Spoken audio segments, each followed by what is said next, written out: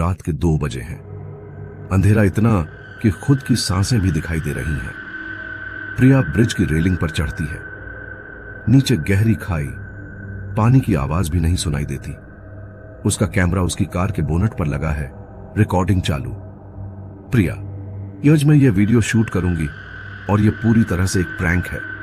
लोगों को लगेगा कि मैं सुसाइड करने वाली हूं और जब कोई आएगा तो मैं उसे डराऊंगी। वायरल होने का सबसे आसान तरीका यही है। वो हंसती है। उसकी हंसी में एक अजीब सी बेचैनी है। प्रिया रेलिंग पर खड़ी होती है, खुद को बैलेंस करने की कोशिश करती है। अचानक पीछे से एक आवाज, रुको प्लीज, नीचे उतर आओ। प्रिया पीछे मुड़कर देखती है। एक लड़का लगभग 25 साल का, घबराया हुआ, हांफता हुआ उसके सामने खड़ा है। अजनबी लड़का, ये मत करो, जिंदगी इतनी सस्ती नहीं होती कि इसे ऐसे फेंक दिया जाए। प्रिया वह लड़के को देखते हुए धीरे धीरे बोलती है, तुम्हें कैसे पता कि मैं इंसान हूं?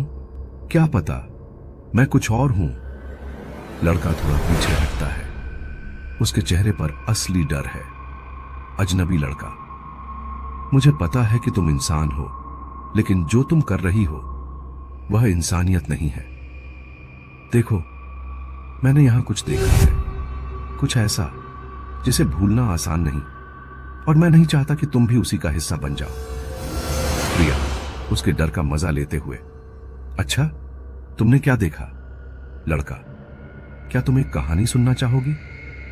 प्रिया बिना रुचि दिखाए, सुनाओ, वैसे भी मेरे पास बहुत टाइम है, मरने से पहले। लड़का गहरी सांस लेता है। यहीं इसी जगह कुछ साल पहले एक लड़का आया था, बिल्कुल इसी रेलिंग पर खड़ा हुआ जैसे तुम खड़ी हो। उसके पास कोई नहीं था, उसने पूरी दुनिया से हार मान ली थी।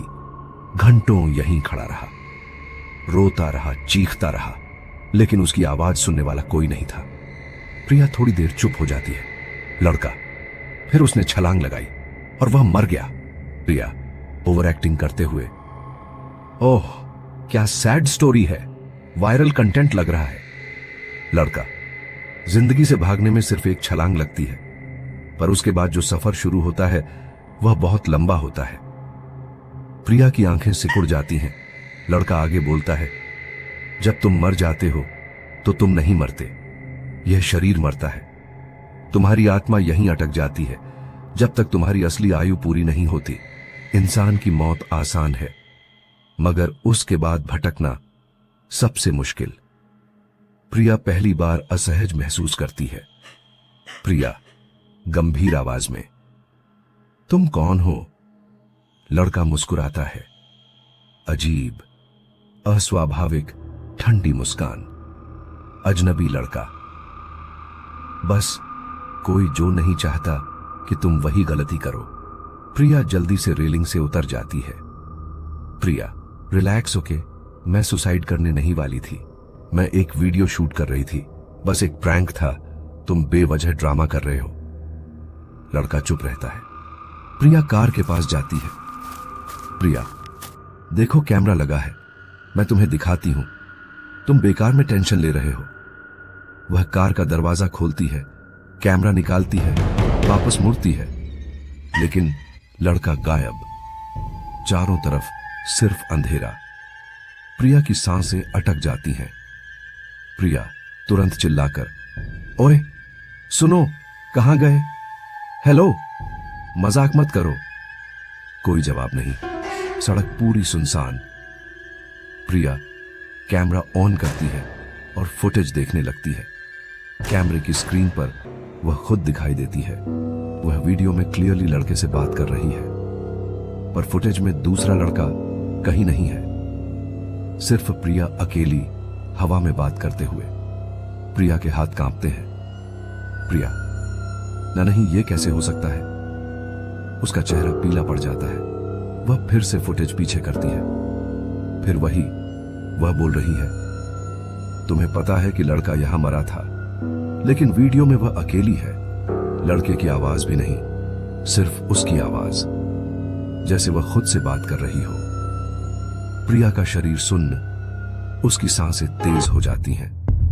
प्रिया फुसफुसाती है, अगर वह वीडियो में नहीं है तो फिर मैं पूरे समय किससे बात कर रही थी? वह कैमरा गिरा देती है, घबराहट में कार में बैठती है, इंजन स्टार्ट करती है।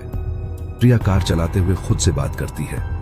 प्रिया, वो इंसान था, मैं पागल नहीं हूं, शायद बस कैमरा खराब था। हां, कैमरा में गड़बड़ होगी। अचानक कार का रेडियो अपने आप चालू हो जाता है। रेडियो आवाज धीमे स्वर में, तुमने कहा था यह सिर्फ मजाक है, क्या अभी भी मजाक लग रहा है? प्रिया चीख पड़ती है। रेडियो बंद हो जाता है, गहरा मौन। तभी सड़क पर कुछ खड़ा दिखता है, सफेद झलक। वह वही लड़का है।